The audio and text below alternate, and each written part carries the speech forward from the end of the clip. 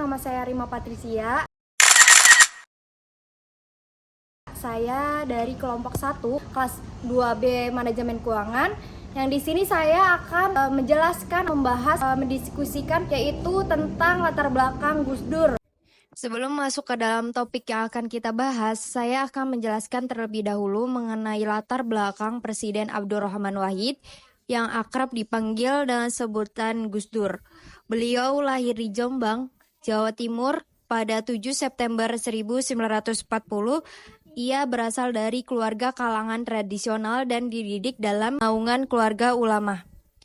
Kakeknya sendiri adalah pendiri pesantren Tebu Ireng, Jombang, dan sekaligus pendiri Nahdlatul Ulama atau NU. Hadratus Syekh Hasyim Asy'ari, Gus Dur adalah putra pertama dari 6 bersaudara. Ayahnya, Kiai Haji Wahid Hasyim, adalah pendiri organisasi besar Nahdlatul Ulama NU. Ibu Gus Dur adalah putri dari pendiri pesantren Denanyar Jombang. Ia adalah mantan Ketua Umum Pengurus Besar Nahdlatul Ulama atau PBNU, sekaligus pendiri Partai Kebangkitan Bangsa atau PKB. Jabatannya sebagai presiden hanya bertahan selama 2 tahun lewat drama pemakzulan yang menjeratnya. Pada tanggal 23 Juli 2001, posisi Gus Dur digantikan oleh Megawati Soekarno Putri. Gus Dur adalah presiden yang menduduki masa jabatan yang singkat. Gus Dur juga menjabat sebagai presiden keempat Republik Indonesia selama 21 bulan. Dilanjutkan oleh kelompok saya, yaitu kelompok 1. Nama saya Rifatul Maula. Dalam hal ini kita akan mengulas beberapa kebijakan ekonomi yang diambil oleh Gus Dur. Nah, yang pertama ada desentralisasi fiskal. Apa itu desentralisasi fiskal? Desentralisasi fiskal adalah kebijakan yang memungkinkan pemerintah daerah untuk mengelola anggaran dan sumber daya secara lebih mandiri. Ini mencakup pengelolaan pendapatan dan belanja di tingkat lokal.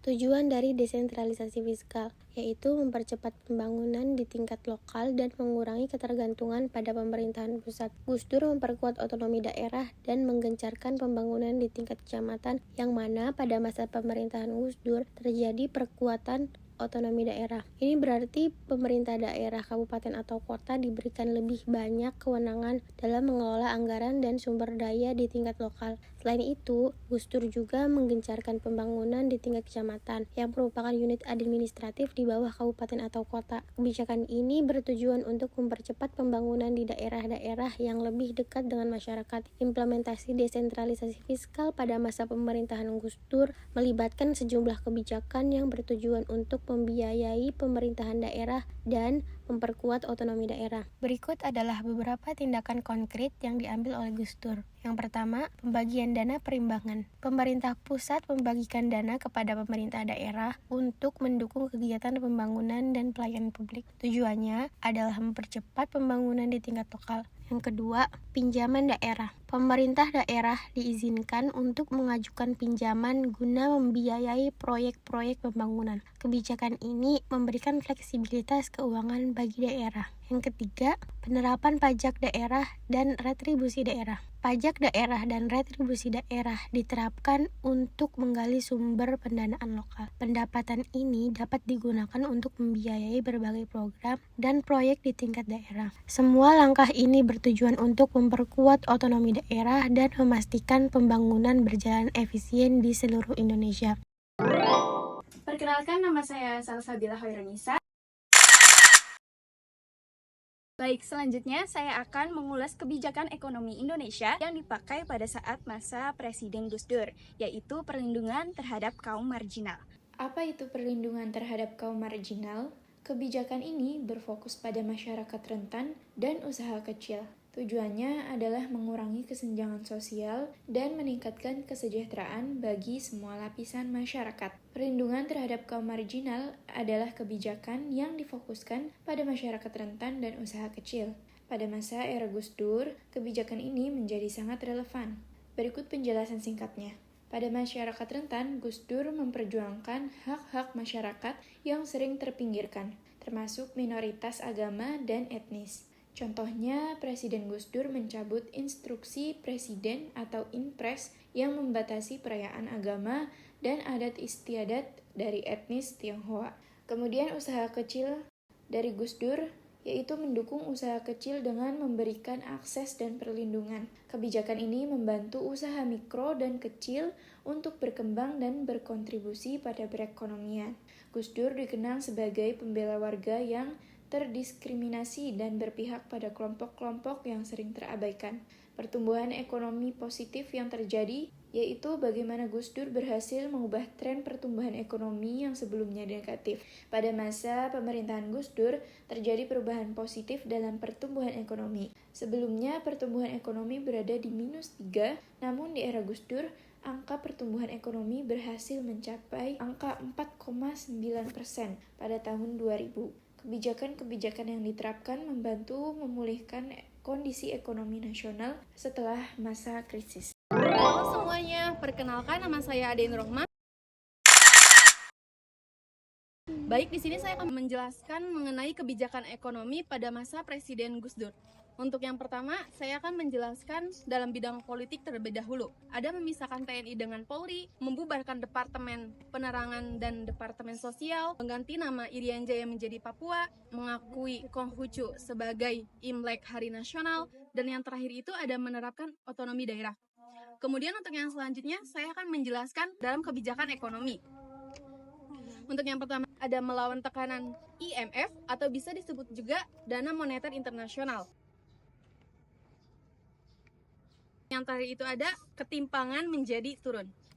Untuk selanjutnya, saya akan menjelaskan kebijakan Presiden Abdurrahman Wahid dalam bidang politik dan ekonomi memiliki dampak yang signifikan pada perkembangan Indonesia pada masa itu. Selain itu juga, kebijakan-kebijakan yang telah dijelaskan tadi, berikut ada beberapa poin penting lagi mengenai kebijakan dan pencapaian Gus Dur dalam bidang politik dan ekonomi. Baik, terlebih dahulu, saya akan menjelaskan dalam bidang politik. Yang pertama, itu ada memisahkan TNI dengan Polri. Jadi di sini, Gus Dur berhasil memisahkan TNI atau Tentara Indonesia dan Polri Kepolisian Republik Indonesia sebagai langkah untuk memperkuat kedua institusi tersebut dan meningkatkan profesionalisme mereka. Dan yang kedua itu ada membubarkan Departemen Penerangan dan Departemen Sosial. Jadi di sini Gus Dur mengambil keputusan untuk membubarkan Departemen Penerangan dan Departemen Sosial karena dianggap tidak berfungsi dengan baik. Langkah ini bertujuan untuk melakukan reformasi birokrasi dan meningkatkan efisiensi pemerintahan. Yang ketiga ada mengganti nama Irian Jaya menjadi Papua sebagai upaya untuk menghormati identitas budaya dan sejarah masyarakat Papua, serta memperkuat integrasi Papua ke dalam kesatuan negara Indonesia. Untuk yang keempat, itu ada mengakui Konghucu dan menjadikan Imlek Hari Nasional. Langkah ini menunjukkan komitmen Gus Dur terhadap kebebasan beragama dan pengakuan terhadap perbedaan budaya dan agama di Indonesia. Untuk yang kelima itu, mencabut larangan terhadap PKI dan penyebaran Marxisme dan Leninisme. Langkah ini diambil sebagai bentuk pemulihan hak asasi manusia dan kebebasan berpendapat. Untuk yang keenam, menerapkan otonomi daerah sebagai upaya untuk memberikan kekuasaan yang lebih besar kepada daerah dalam mengurus urusan pemerintahan dan pembangunan di tingkat lokal. Untuk yang terakhir itu ada di bidang ekonomi. Jadi, di bidang ekonomi ini, yang pertama itu ada melawan tekanan IMF. Langkah ini dilakukan untuk mempertahankan kedaulatan ekonomi di Indonesia dan mengurangi ketergantungan terhadap lembaga internasional. Yang kedua itu ada perekonomian tumbuh positif. Jadi, di bawah kepemimpinan Gus Dur, perekonomian Indonesia mengalami pertumbuhan positif untuk pertama kalinya sejak reformasi. Pertumbuhan ekonomi yang positif menunjukkan pemulihan ekonomi yang signifikan pada masa itu. Untuk yang selanjutnya itu ada ketimpangan turun. Jadi, di sini Gus Dur berhasil menurunkan tingkat ketimpangan ekonomi di Indonesia. Indeks ketimpangan atau rasio Gini menurun dari 0,37 pada tahun 1999 menjadi 0,31 pada tahun 2001.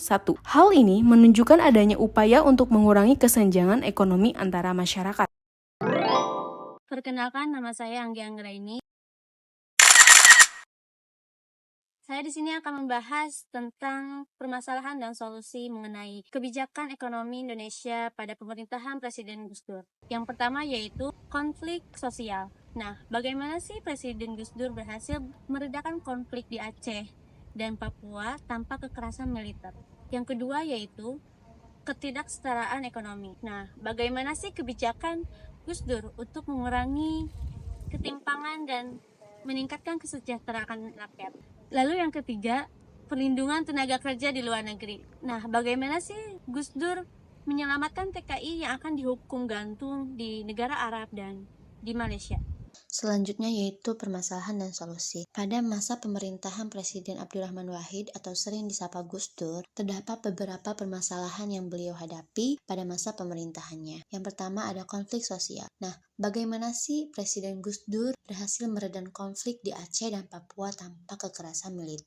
Gus Dur berhasil meredam konflik di Aceh dan Papua dengan mengadopsi pendekatan dialog dan negosiasi. Beliau membuka ruang untuk berdialog dengan pihak-pihak yang terlibat dalam konflik, termasuk kelompok separatis dan tokoh masyarakat setempat. Nah, dengan melalui dialog yang terbuka ini, kesepahaman dan kesepakatan dapat dicapai dengan lebih baik. Selain itu juga, Gus Dur memberikan otonomi khusus kepada Aceh dan Papua, yang mana otonomi khusus ini memberikan keleluasan kepada daerah tersebut dalam mengatur urusan pemerintahan dan pembangunan di tingkat lokal, yang mana hal ini dapat mengurangi ketegangan politik dan meningkatkan partisipasi masyarakat dalam pengambilan keputusan. Gus Dur juga memberikan penghargaan terhadap identitas dan budaya lokal di Aceh dan Papua, misalnya dengan mengganti nama Irian Jaya menjadi Papua. Beliau mengakui dan menghormati sejarah serta identitas masyarakat Papua. Nah, tindakan ini penting dalam menciptakan rasa inklusi dan mengurangi ketegangan yang mungkin timbul akibat perasaan yang tidak diakui atau tidak diapresiasi. Selain itu juga, Gus Dur mendorong pembangunan ekonomi dan sosial di Aceh dan Papua, yang mana fokusnya adalah untuk meningkatkan akses terhadap pendidikan, kesehatan, infrastruktur, kesempatan ekonomi, dengan meningkatnya kesejahteraan dan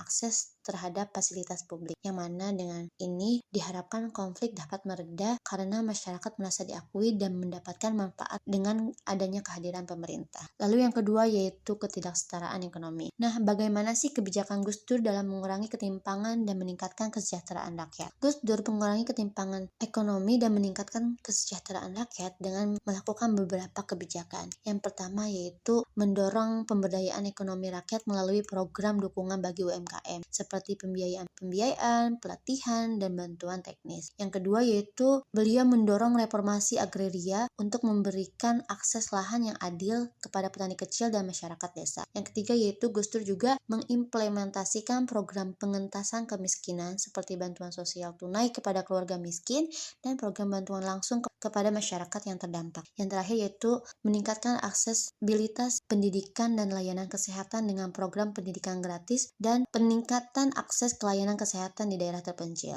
Nah, dengan melalui kebijakan-kebijakan ini, Presiden Abdurrahman Wahid atau Gus Dur berupaya memberikan akses dan kesempatan yang lebih luas lagi bagi rakyat, terutama mereka yang dalam kondisi ekonominya yang sedang rentan, sehingga bisa meningkatkan kesejahteraan mereka secara keseluruhan. Nah, yang terakhir yaitu perlindungan tenaga kerja Indonesia di luar negeri. Bagaimana sih peran Gus Dur menyelamatkan TKI yang akan dihukum gantung di Arab Saudi dan Malaysia? Gus Dur menyelamatkan TKI yang akan dihukum gantung di daerah Arab Saudi dan Malaysia dengan melakukan diplomasi intensif, negosiasi dan mobilisasi opini publik, yang mana dengan melalui komunikasi ini, pemerintah negara-negara terkait, beliau juga menjelaskan situasi dan mencari solusinya untuk menghindari hukuman mati. Selain itu juga, Gus Dur memberikan bantuan hukum kepada TKI yang terancam dan bekerjasama dengan pemerintahan asing untuk memulangkan mereka ke Indonesia dengan aman, yang mana tindakan ini juga berhasil dalam menyelamatkan TKI dari eksekusi hukuman matinya.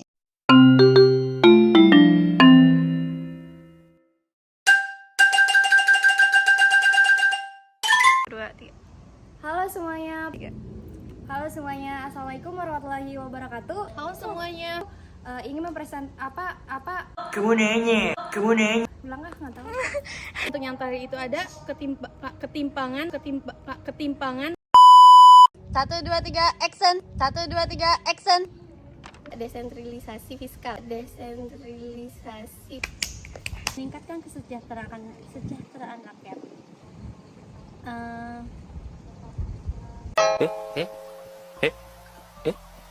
Perlindungan tenaga kerja Indonesia di luar negeri.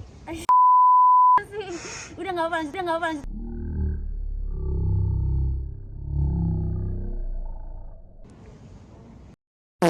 Aceh, di Arab, salah.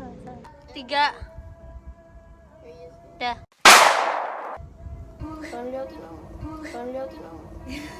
Dengan cita-citaku sebagai